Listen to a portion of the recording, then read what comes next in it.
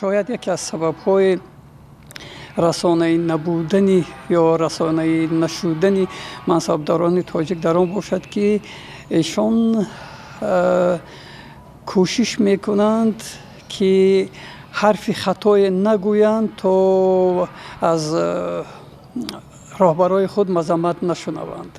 چون اکثری منصبداران تاجیک که تعیین میشوند و نه همیشه متاسفانه نه همیشه از روی کسبیت و از روی ظرفیت کسبیشان اونو تعیین میکنند.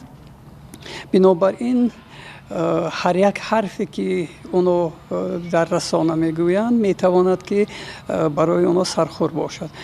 شاید همین باشد سببی اساسی که اونو نمیخواهند رسانه‌ای باشند.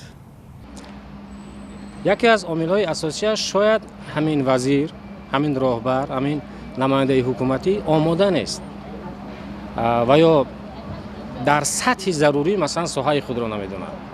عامل دیگرش که میان مردم مثلا از جمله میان ژورنالیستان این اندیشه رایج است که گویا دستور گرفته باشند که آنها چهره نشوند، یعنی چهره‌های مطبوعاتی نباشند، یعنی بیشتر کار کنند و کمتر حرف بزنند یا که مصاحبه کنند و اینترویو بزنند. ولی من کاملا ضد این عقیده هستم و بسیار میخواهم که مانند دیگر دولت‌ها میان دولت‌های مترقی دنیا یا وزیر یا سروزیر یا هر مقامدار باید ساحه خودش را پیوسته شرح بدهد، در رابطه با مردم باشد، هدف‌های استراتژی حکومت را وابسته به کشاورزی باشد، وابسته به فرهنگ باشد، وابسته به اقتصاد باشد، چون به واسطه وزیر است و مصاحبه کند، صحبت کند. هرچی بیشتر اگر رسانه‌ای باشند نمایندگان حکومت، همین قدر حکومت آبرو میگیره، همین قدر حکومت هدف‌هایش را بیشتر به مردم، به جامعه میرساند. من گمان میکنم که یک نوع خود سنزور میکنند رهبریت مقامدارها. گمان نمیکنم که حکومت مخصوص در سیمای پرزیدنت به این رهبران را جنجال کند یا اینکه مثلا سرزنش کند برای اینکه چرا اینترویو دادی، چرا مصاحبه کردی. من گمان نمیکنم. خودشان را گمان میکنم که سنزور کردن، خود سانسوری شده است اینجا. و اگر مثلا پرزیدنت از طریق رسانه ببیند که یک وزیرش خیلی زیبا، خیلی کسبی ساحه خودش رو شهر داده ایستاده باشد، گمان میکنم که پرزیدنت خرسند میشود از این چیز و مردم هم مطمئن میشوند، باور میکنند که در راهبری وزارت، راهبری کمیته یا راهبری ساحه رو متخصصان خیلی قوی، دانشمند و پردان و کاردان گرفتند. این پیش از همه بستگی دارد به خاصیت طبیعت قدرت، یعنی طبیعت حکومت در تاجیکستان که تا چه اندازه امکان میدهد برای ساختن شخصیت ها و به خود جامعه منصبداری تاجیکستان هم ربط دارد. من فکر میکنم که در جامعه یا شخص پرستی وجود داشته میتواند یا شخصیت سازی.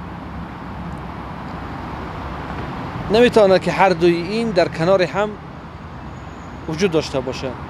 یعنی از لحاظ هم منطقی و هم از لحاظ سیاسی روند شخص پرستی امکانیت برای ساختن شخصیت های فرهیخته ملی در سیاست، ادبیات، خب اقتصاد و همین طور اجتماع را امکان نمیده.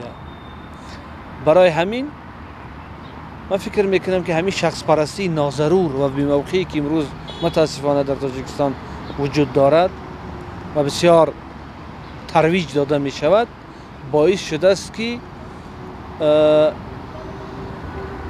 در تاجیکستان شخصیت سازی که در عصر ما و شما بیشتر از طریق رسانه های اجتماعی، از طریق رسانه ها بیشتر عملی می شود، همین چیز دیده نشود.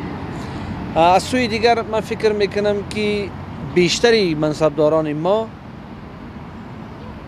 توانمندی و بگیم ظرفیت هایی را ندارند که در رسانه ها به طور بسیار باز با مردم، با جامعه، با خبرنگاران در مکالمه باشند. البته ما منصبداران با شخصیت، منصبداران دانشمند، توانمند داریم، ولی اکثری منصبداران ما و خصوصا منصبدارای کلیدی ما به حد نیستند که آنها چهره های مثبت و چهره های متنفیذی در رسانه ها باشند.